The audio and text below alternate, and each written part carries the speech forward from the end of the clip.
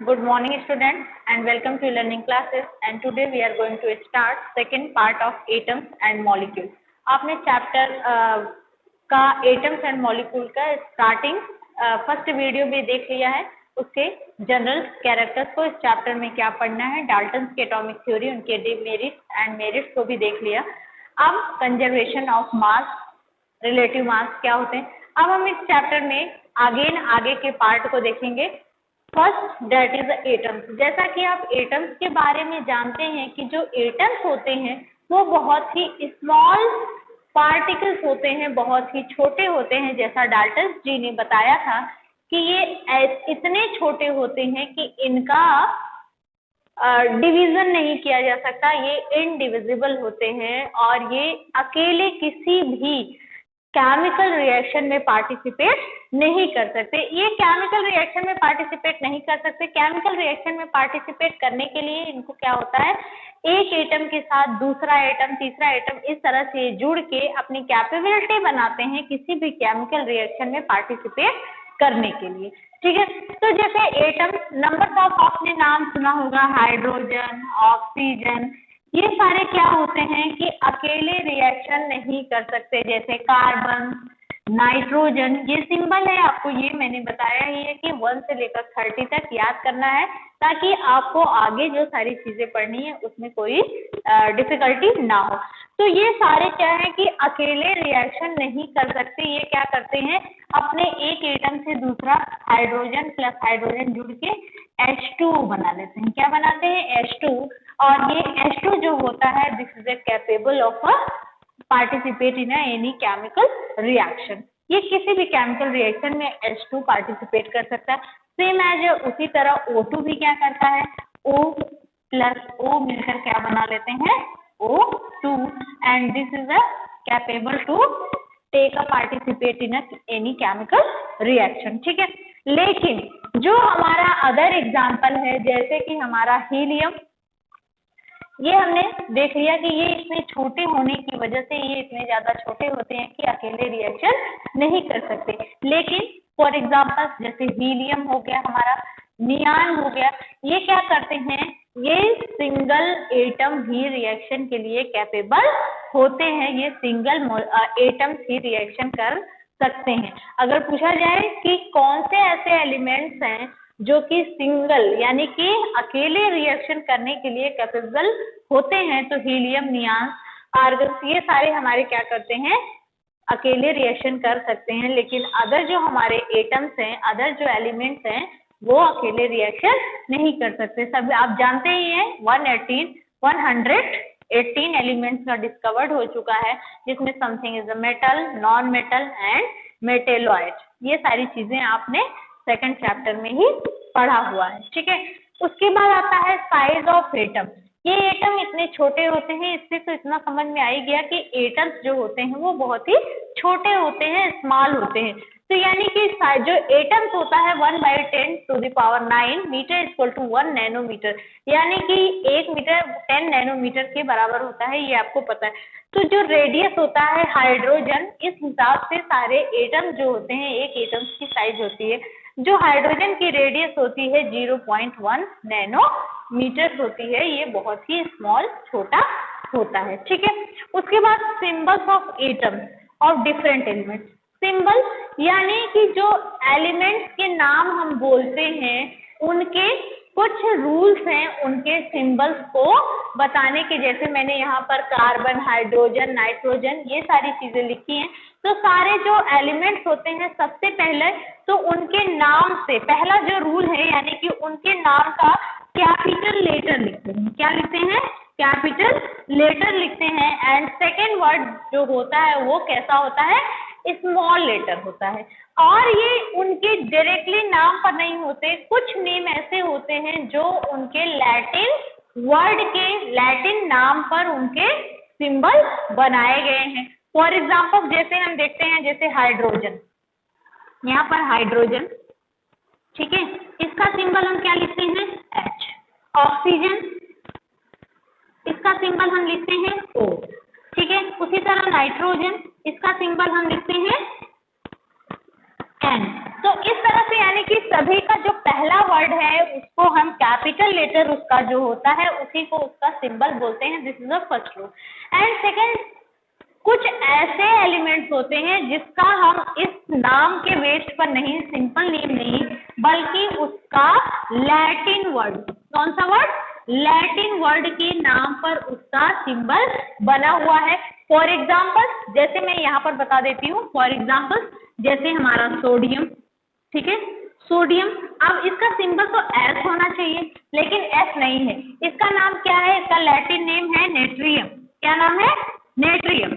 तो इसके नाम के आधार पर इसका जो सिंबल रखते हैं वो क्या है, Na, यानी कि पहला कैपिटल लेटर और दूसरा स्मॉल लेटर में लिखते हैं। This is the second rule. इसी तरह जैसे गोल्ड का, गोल्ड हम गोल्ड का जी नहीं लिखते बल्कि क्या लिखते हैं, AU लिखते हैं, क्योंकि इसका लैटिन नाम क्या है, ऑरम। इसी तरह हम बहुत सारी चीजों का डिफरेंट नेम होता है, यानी कि उनके किसके बेस पर होता है, जैसे आयरन, आयरन आयरन का Fe लिखते हैं क्योंकि इसका लैटिन नेम क्या है, फेरम।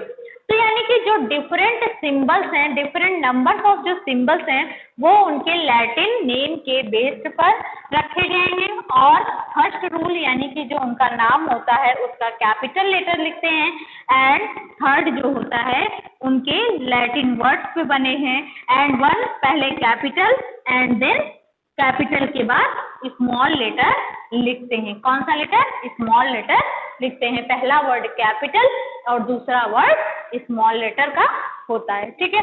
उसके बाद एटॉमिक मास, कोई भी जो एलिमेंट्स होते हैं उसमें एटॉमिक नंबर और एटॉमिक मास होते हैं। तो एटॉमिक मास पहले ऑक्सीजन, ऑक्सीजन को एक स्टैंडर्ड बेस रखा गया था क्योंकि ऑक्सीजन जो होता है वो बहुत सारे एलिमेंट के साथ रिएक्शन करता है, इसलिए ऑक्सीजन रखा गया था। लेकिन आफ्टर सम टाइम उसको चेंज करके कार्बन रख लिया गया, यानी कि जो ऑक्सीजन था यानी कि 1/60 की 1/60 के बेस पर रखते थे, क्योंकि ऑक्सीजन का जो मास होता है वो कितना होता है, 60 होता है।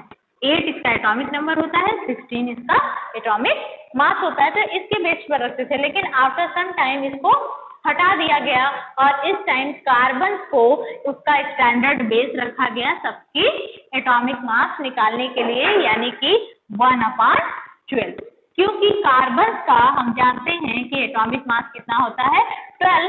तो अब कार्बन को स्टैंडर्ड बेस मान लिया गया है एटॉमिक मास निकालने के लिए। कुछ एलिमेंट्स के हम एटॉमिक मास देखते हैं यहाँ पर, फॉर एग्जाम्पल, ठीक है, कि देखते हैं कि एटॉमिक मास कैसे होते हैं। जैसे हमने सबसे पहले हाइड्रोजन का 1 होता है, ठीक है, क्योंकि इसके पास सिर्फ और सिर्फ प्रोटॉन्स होते हैं, कोई न्यूट्रॉन्स नहीं होता। Only 1 electrons and 1 protons are present in hydrogen. उसके बाद हीलियम, हीलियम यानी 1, और हीलियम का कितना होता है, 4, ठीक है। इसके बाद और आगे जाते हैं, सपोज थोड़ा सा आगे बढ़ जाते हैं, जैसे हमारा सोडियम, ठीक है, सोडियम का ये होता है 11, लेकिन इसका एटॉमिक मास जो होता है 23 होता है, ठीक है। उसी तरह थोड़ा और आगे जाते हैं, जैसे आर्गन हमारा, इसका 18 होता है, बट एटॉमिक मास कितना होता है, 40 होता है, ठीक है। उसी तरह और कैल्शियम 20 होता है और एटॉमिक मास इसका कितना होता है, 40 होता है। तो इस तरह से जब आप पीरियोडिक टेबल में याद करेंगे तो सभी के एटॉमिक मास पता चल जाएंगे, यानी कि उसमें प्रोटॉन और न्यूट्रॉन, जो इसका एटॉमिक नंबर होता है that is the number of electron, लेकिन जो मास नंबर होता है वो क्या होता है, इलेक्ट्रॉन प्लस प्रोटॉन का जो नंबर होता है। कभी भी प्रोटॉन और न्यूट्रॉन, यानी कि जो प्रोटॉन्स होते हैं, प्रोटॉन्स कभी डोनेट नहीं किया जा सकता, न्यूट्रॉन्स का नंबर हमेशा चेंज होता रहता है। क्यों चेंज होता रहता है, क्योंकि कुछ एलिमेंट्स जो होते हैं अपनी स्टेबिलिटी के लिए इलेक्ट्रॉन डोनेट करते हैं, कुछ इलेक्ट्रॉन को गेन करते हैं, तो उनका जो आयन, उसमें जो न्यूट्रॉन्स का नंबर होता है वो हमेशा चेंज होता रहता है। तो एटॉमिक मास क्लियर हो गया सभी का। तो उसके बाद अब हमारा आता है atomic mass unit. Atomic mass unit यानी कि किसी भी मास को दिखाने के लिए, जैसे हम एटॉमिक मास, अगर H2O का एटॉमिक मास हमको निकालना हो, एटॉमिक मास, तो हाइड्रोजन का एटॉमिक मास हमको पता है कितना होता है, ये 2 जो होता है इसको मल्टीप्लाई कर देते हैं, 2 × 1 प्लस इसका भी हमको पता है कितना होता है, 16 होता है। अभी अभी मैंने बताया ऑक्सीजन का कितना होता है, 16 होता है। तो वाटर का अगर एटॉमिक मास निकालेंगे तो कितना हो जाएगा, 16 + 2 = 18U। यानी कि 18U जो लिखा है, यानी कि ये शो कर रहा है यूनिफाइड मास यानी atomic mass unit. Atomic mass जो वाटर का है वो कितना है, 18U, यानी कि 18 होता है वाटर का एटॉमिक मास। तो इस तरह से एटॉमिक मास, और इसको हम डिनोट करते हैं U से, ठीक है। तो हमने एटम देख लिया, अब हम देखते हैं मॉलिक्यूल से। एटम को हमने देख लिया कि एटम्स कितने छोटे होते हैं। Some atom is not independently existence in any chemical reaction, but molecules जो होते हैं ये कैसे होते हैं, ये इंडिपेंडेंट, ये इतने स्मॉलेस्ट पार्टिकल्स होते हैं, किसी भी एलिमेंट की smallest particle that is capable and that is ये भी बोल सकते हैं contain tendency to independent existence, यानी कि ये इंडिपेंडेंटली किसी भी केमिकल रिएक्शन में पार्टिसिपेट करने की टेंडेंसी कंटेन करते हैं, उसी को क्या बोलते हैं, मॉलिक्यूल। जैसे फॉर एग्जांपल हम देखते हैं, जैसे अभी अभी मैंने बताया H2, O2, N2, ये सारे क्या हैं, मॉलिक्यूल्स हैं। और ये मॉलिक्यूल्स इंडिपेंडेंटली एग्जिस्टेंस कर सकते हैं किसी भी केमिकल रिएक्शन में, यानी कि ये किसी भी केमिकल रिएक्शन में पार्टिसिपेट कर सकते हैं, रिएक्शन कर सकते हैं। जैसे रिएक्शन कैसे होता है, O2 रिएक्शन करके क्या बना लिए, ये CO2, ठीक है।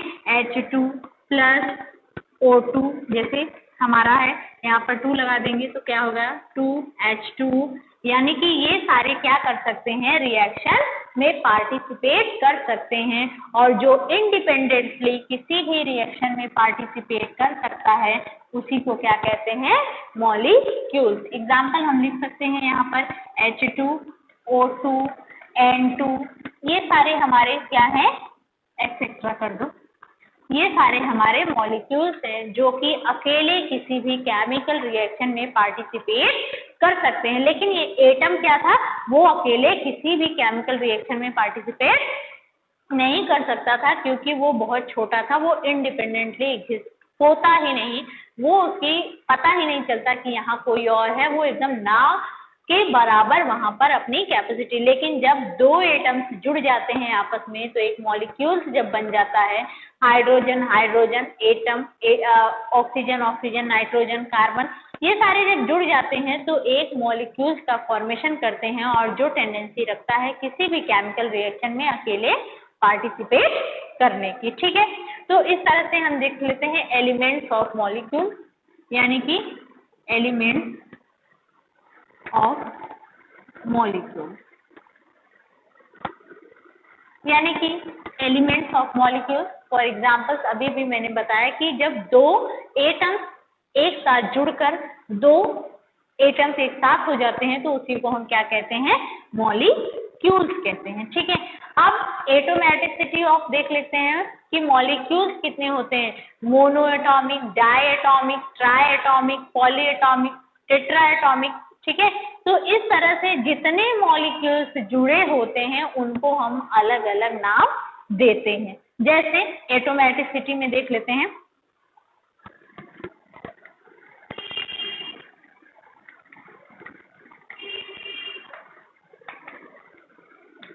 एटोमेसिटी में यानी कि किस तरह से मॉलिक्यूल, जैसे सबसे पहले मोनो एटॉमिक, क्या है, मोनो एटॉमिक, मोनो एटॉमिक, ऐसे मॉलिक्यूल्स जो एक ही एटम्स हो, यानी कि एक ही एटम्स जुड़े होते हैं उसको मोनो एटॉमिक एलिमेंट कहते हैं, ठीक है।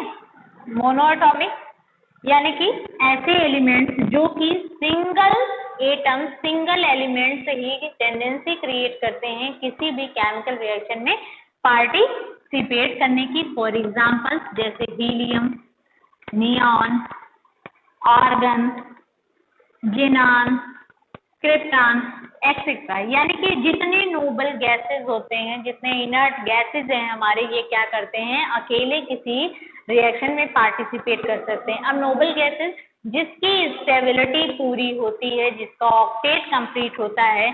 जब हम आगे अभी वैलेंसी पढ़ेंगे तो K, L, M, N पढ़ेंगे, यानी कि जिसका आउटर मोस्ट सेल, जिसके आउटर मोस्ट सेल में 8 इलेक्ट्रॉन होते हैं, 8 इलेक्ट्रॉन होते हैं, उसको कहते हैं कि उसका ऑक्टेट कंप्लीट है। और जिसका ऑक्टेट कंप्लीट होता है वो कहाँ चले जाते हैं? स्टेबल वाले कॉलम में चले जाते हैं, कि यानी कि इसको नोबल गैस की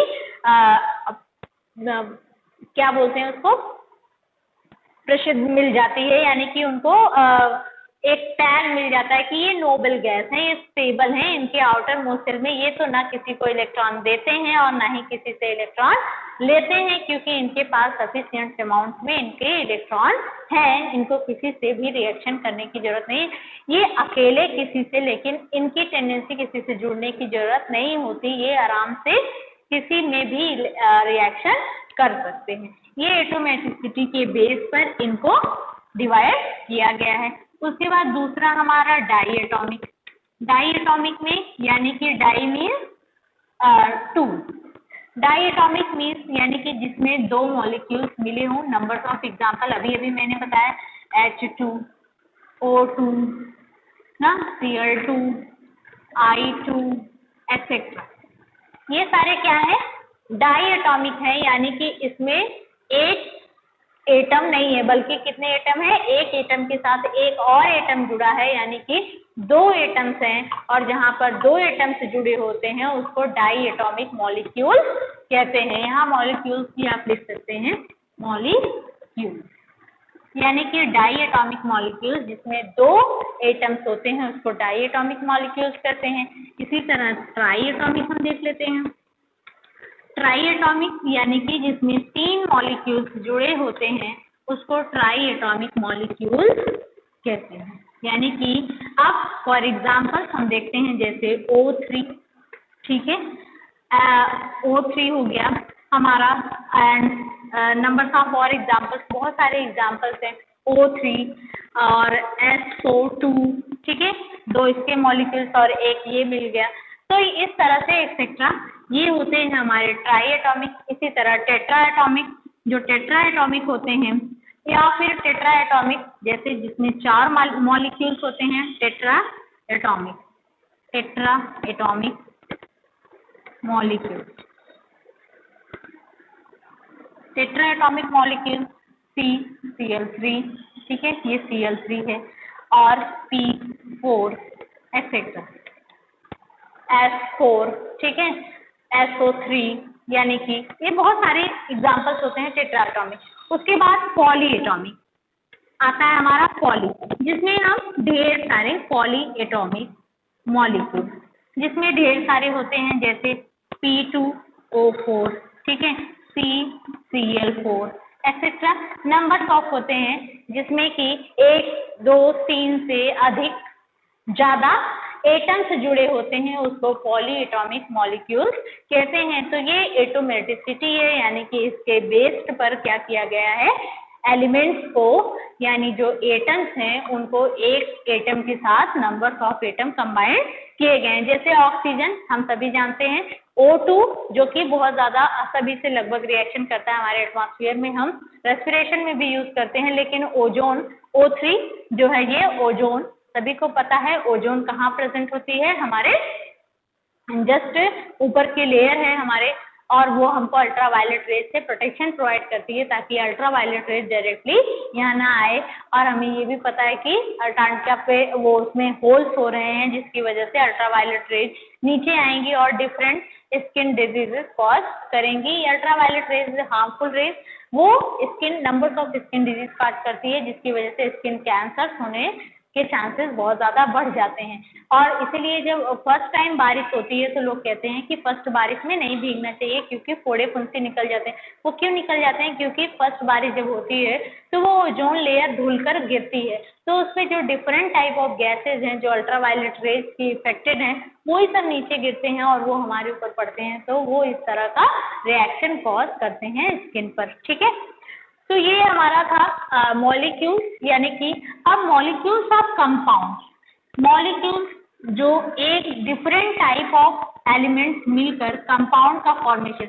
मॉलिक्यूल्स क्या होते हैं कि ये एक ही तरह, यानी कि ये इस तरह से मिलकर एक ही रिएक्शन का फॉर्मेशन करते हैं, लेकिन जो मॉलिक्यूल्स ऑफ कंपाउंड होते हैं वो क्या करते हैं, डिफरेंट एनिमल्क्यूल्स ऑफ कंपाउंड, ये क्या करते हैं, जैसे फॉर एग्जाम्पल H2O हमारा हो गया, ठीक है, CO2 हो गया, HCl हो गया, ठीक है, H2CO3 हो गया। तो ये सारे हमारे क्या हैं, मॉलिक्यूल्स ऑफ कंपाउंड। यहाँ पर different type of molecules mix होकर एक कंपाउंड का फॉर्मेशन कर रहे हैं, इसको मॉलिक्यूल्स ऑफ कंपाउंड कहते हैं। अब हम देखते हैं आयन, ठीक है। तो अब हम देखते हैं आयंस। आयंस क्या होते हैं, कोई भी मॉलिक्यूल्स या ग्रुप्स ऑफ एटम्स या कुछ भी बोल सकते हैं, ग्रुप्स ऑफ मॉलिक्यूल्स, ये क्या करते हैं जब डिसॉल्व होते हैं या फिर इलेक्ट्रॉन लूज करते हैं, इलेक्ट्रॉन गेन करते हैं, तो इनमें चार्ज क्रिएट होता है, इससे चार्ज कंटेन होते हैं, पॉजिटिव और या निगेटिव, इसी को कहते हैं आयंस, ठीक है। कोई भी जो एलिमेंट्स होते हैं वो सॉल्यूशन में भी क्या होते हैं, डिसॉल्व होते हैं और क्या देते हैं, आयंस देते हैं। ये आयंस में ब्रेक होते हैं और इसी को कहते हैं, उस चार्ज को कहते हैं, पॉजिटिव और निगेटिव जो चार्ज उस आयंस पे उस एलिमेंट्स पे आता है, उस एटम्स पे आता है, उसी को कहते हैं आयंस। और इसी के बेस्ड पर, पॉजिटिव और निगेटिव के बेस्ड पर इसको कैटेगराइज्ड किया गया है, केटायंस एंड एनायंस। जब कोई भी देखते हैं, यानी कि जो चार्ज हो जाते हैं, किसी भी जो चार्ज होते हैं उसी को क्या कहते हैं, आयंस कहते हैं। और ये होता कैसे है, इलेक्ट्रॉन को या तो ये गेन करेंगे और या तो ये डोनेट कर देंगे, इलेक्ट्रॉन को डोनेट कर देंगे। दो टेंडेंसी होती है, यानी कि ये गेन करने की टेंडेंसी सबसे ज्यादा किसमें होती है, मैंने बताया था नॉन मेटल्स में होती है, और इलेक्ट्रॉन डोनेट करने की टेंडेंसी जो सबसे ज्यादा होती है वो किसमें होती है, मेटल्स में होती है। मेटल्स इलेक्ट्रॉन डोनेट करते हैं और जो नॉन मेटल्स होते हैं इलेक्ट्रॉन को गेन करते हैं। और जब ये इलेक्ट्रॉन गेन करते हैं तो नेगेटिव चार्ज कॉज करते हैं, और जब ये इलेक्ट्रॉन डोनेट करते हैं तो पॉजिटिव चार्ज कॉज करते हैं। इसी के बेस्ड पर आयंस को टू कैटेगरीज में डिवाइड किया गया है। One is the cations and other is the anions. पहले केटायंस को देख लेते हैं। फॉर एग्जाम्पल, जैसे हमारा हाइड्रोजन है, उस पर प्लस चार्ज। क्यों प्लस चार्ज है, अब इसके पास ओनली वन इलेक्ट्रॉन है, बेचारा बहुत ही ज्यादा पुअर है, गरीब है, भगवान ने इसको सिर्फ और सिर्फ एक ही इलेक्ट्रॉन दिया है। या तो ये अपना दे दे किसी को, खत्म हो जाए इसका काम, या तो किसी से एक ले ले। तो ये क्या करता है, सबसे ज्यादा जो हाइड्रोजन रिएक्शन करता है that is sharing, covalent bonding इसमें सबसे ज्यादा बनती है। हम 10th क्लास में आप पढ़ेंगे, चैप्टर है हमारा हाइड्रोकार्बन, तो वहां पर पढ़ाया जाएगा this is the react with the carbon and form a bond, single double triple bond. ये कैसे फॉर्म करते हैं, ये फिलहाल सिंगल बॉन्ड फॉर्म करते हैं क्योंकि इसके पास सिर्फ और सिर्फ एक इलेक्ट्रॉन होता है और ये एक इलेक्ट्रॉन अपना डोनेट कर देता है, जिससे कि ये पॉजिटिव चार्ज बनता है, ठीक है। उसके बाद हम और एग्जाम्पल देखते हैं, जैसे हमारा हो गया सोडियम। सोडियम क्या है, हमारा आयन है, इस पे पॉजिटिव चार्ज, कैसे पॉजिटिव चार्ज होता है ये हम आगे पढ़ेंगे, समथिंग देख लेते हैं। जैसे इसके पास 11 इसका एटॉमिक नंबर है, 11 इसका एटॉमिक नंबर है। जब हम कॉन्फ़िगरेशन करते हैं तो रूल होता है KLM N का, तो यानी इसे मैक्सिमम 2, 8, 18 एंड 32 ये N है, ठीक है। 32 इलेक्ट्रॉन्स मैक्सिमम इस ऑर्बिटल्स में सेल्स में रह सकते हैं। तो इसके पास 11 इलेक्ट्रॉन्स प्रेजेंट है, तो इसके पास मान लो यहाँ पर K में इसका 2 हो गया, इसमें 8 हो गया, 1 इलेक्ट्रॉन बच गया क्योंकि इसके पास 11 इलेक्ट्रॉन। तो अगर ये 1 इलेक्ट्रॉन अपना हटा देगा, इसको रिलीज कर देगा, तो इसको क्या हो जाएगा, रिलीज मिल जाएगा, इसका आउटर मोस्ट जो सेल है वो क्या हो जाएगा, स्टेबल हो जाएगा। ऑल एलिमेंट्स इज द, सभी एलिमेंट्स यही चाहते हैं, उनकी यही इच्छा होती है कि हमारे आउटर मोस्ट सेल में कितने इलेक्ट्रॉन हो, 8 हो। 18, 32 नहीं होंगे तो चलेगा, लेकिन 8 इलेक्ट्रॉन वो अपना ऑक्टेट कंप्लीट करना चाहते हैं, जिससे कि वो स्टेबल होना चाहते हैं, स्टेबिलिटी को पाना चाहते हैं, ठीक है। तो यानी अब ये एक इलेक्ट्रॉन, इतने इलेक्ट्रॉन लेना तो इम्पॉसिबल है इसके लिए, इतने इलेक्ट्रॉन इसको कौन देगा। तो ये अपना एक इलेक्ट्रॉन कहता है हाइड्रोजन तुम ले लो और तुम्हारे कम से कम एक सेल तो भर जाएंगे। तो ये अपना इलेक्ट्रॉन क्या करता है, किसी को दे देता है। वैसा नहीं कि हाइड्रोजन को ही देता है, ये किसी को भी दे देता है। जैसे अभी हम फॉर एग्जाम्पल देखते हैं, जैसे Cl, ठीक है, वो एनायंस में आ जाएगा, तो यानी सोडियम हो गया, ठीक है। उसी तरह हमारे एल्यूमिनियम जो कि पॉली एनायंस में आ जाता है, पॉली एटॉमिक आयंस हो जाते हैं, क्योंकि उसमें +3 चार्ज होते हैं। वो 3 इलेक्ट्रॉन्स को, जितने इलेक्ट्रॉन्स ये डोनेट करेंगे उतने चार्ज इस पर दिखाई देते हैं, ठीक है। जितने इलेक्ट्रॉन्स डोनेट करते हैं उतने चार्ज इस पर बनते हैं, ठीक है। जैसे अब इसमें सोडियम, उसके बाद मैग्नीशियम ले लिया, इस पे भी चार्ज प्लस होता है। एल्युमिनियम ले लिया, इस पे भी +3 का चार्ज होता है। आयरन ले लिया, इस पे भी +2 का चार्ज होता है। तो ये सारे हमारे क्या है, आयंस है। कैसे आयंस है, केटायंस है, क्योंकि इनकी जो टेंडेंसी है इलेक्ट्रॉन लूज करने की है, इलेक्ट्रॉन को दे देने की है। और उसके बाद दूसरा हमारा एनायंस है। दूसरा क्या है हमारा, एनायंस। एनायंस यानी कि निगेटिव चार्ज। ये क्या करते हैं, इलेक्ट्रॉन को ले लेते हैं। इनके पास 1 2 3 इलेक्ट्रॉन की कमी होती है इनका आउटर मोस्ट सेल कंप्लीट होने के लिए। तो ये क्या करते हैं, फॉर एग्जाम्पल जैसे क्लोरीन है हमारा, क्लोरीन पे कितने इलेक्ट्रॉन है, 17 इलेक्ट्रॉन। अब ये 17 कॉन्फ़िगरेशन करके देखते हैं, 2 8 7, यानी कि 8 इलेक्ट्रॉन इसको चाहिए। 8 इलेक्ट्रॉन पूरे होने के लिए इसको 1 इलेक्ट्रॉन की कमी है। तो ये सोडियम से कहेगा जो तुम्हारे पास एक्स्ट्रा इलेक्ट्रॉन था वो मुझे दे दो, मेरा भी यहाँ 8 कंप्लीट हो जाए। तो ये उससे 1 इलेक्ट्रॉन, किससे, सोडियम से ये 1 इलेक्ट्रॉन अपना ले लेता है और अपना ये 8 बना लेता है। इसीलिए इसमें जो चार्ज आता है वो कैसा आता है, निगेटिव आता है। सेम है जैसे ऑक्सीजन है, ऑक्सीजन में -2 चार्ज आता है। कैसे, ऑक्सीजन के पास हमको पता है कितने इलेक्ट्रॉन है, 8 इलेक्ट्रॉन है। अब ये 8 इलेक्ट्रॉन 2 और 6 हो गए, यानी कि 2 इलेक्ट्रॉन अगर इसको मिल जाएंगे तो 8 इलेक्ट्रॉन इसका हो जाएगा, यानी कि आउटर मोस्ट सेल इसकी क्या हो जाएगी, 8। तो इससे ये क्या करता है, जैसे मैग्नीशियम के पास 2 इलेक्ट्रॉन है तो कहेगा मैग्नीशियम आप मुझे 2 इलेक्ट्रॉन अपना दे के आप भी स्टेबल हो जाइए और आप भी। तो ये रिएक्शन करके मैग्नीशियम ऑक्साइड बना लेंगे और इसके पास फिर क्या हो जाएगा, ऑक्सीजन के पास 2 इलेक्ट्रॉन 2 माइनस चार्ज लग जाएंगे। तो यानी कि इस तरह से केटायंस और एनायंस का जितने भी एलिमेंट्स होते हैं उसमें केटायंस और एनायंस का फॉर्मेशन होता है, ठीक है। यानी कि अगर इसको cations, anions and poly atomic ions भी बोलते हैं। जैसे जहां पर ढेर सारे चार्ज लग गए हैं उसको पॉली एटॉमिक आयंस भी बोलते हैं। एक सिंगल चार्ज है कैटायन एंड एनायन, और कहीं पर डबल ट्रिपल चार्ज जहाँ पर लग रहा है, जैसे यहाँ पर डबल लगा हुआ है। एल्युमिनियम के पास +3 है, इसके पास +2 है। तो ये क्या होता है, इससे कभी कभी +3 भी होता है फेरिक ऑक्साइड में, ठीक है। जैसे फेरिक, अगर ये फेरस है तो +2, फेरिक है तो +3 भी ये चार्ज करता है। ये हमारे बॉडी में भी आयरन जो होता है इसी फॉर्म में मिलता है, ठीक है। तो इस तरह से cation, anions, poly atomic ions का फॉर्मेशन होता है। ये आयंस कैसे होते हैं, क्योंकि जो भी एलिमेंट्स होते हैं, ग्रुप्स ऑफ मॉलिक्यूल्स होते हैं, ये क्या करते हैं, इलेक्ट्रॉन या तो लूज करते हैं या तो इलेक्ट्रॉन गेन करते हैं और इन पे चार्ज बन जाता है, चार्ज का फॉर्मेशन हो जाता है और इसी चार्ज को आयंस कहते हैं। और ये आयंस 2 कैटेगरी में है। अगर पॉजिटिव होगा that is cations and mostly cations कौन बनाते हैं, मेटल्स बनाते हैं। अगर नेगेटिव चार्ज होगा that is anions and mostly anions form by the non metals, ठीक है। पॉलीएटॉमिक आयंस तो जनरली हम जान जाएंगे जहाँ पर एक सिंगल से अधिक हैं, डबल ट्रिपल माइनस और प्लस चार्ज लगे हुए हैं, that is the polyatomic ions. तो हम इस वीडियो में सिर्फ इतना ही पढ़ेंगे। आई होप कि जितना टॉपिक मैंने पढ़ाया इतना आपको समझ में आएगा। अच्छे से वीडियो देखिएगा, बुक भी रीड करिएगा और जो भी प्रॉब्लम आती है उसको आप अपने डाउट सेशन में क्लियर कर सकते हैं, ठीक है। Thank you class.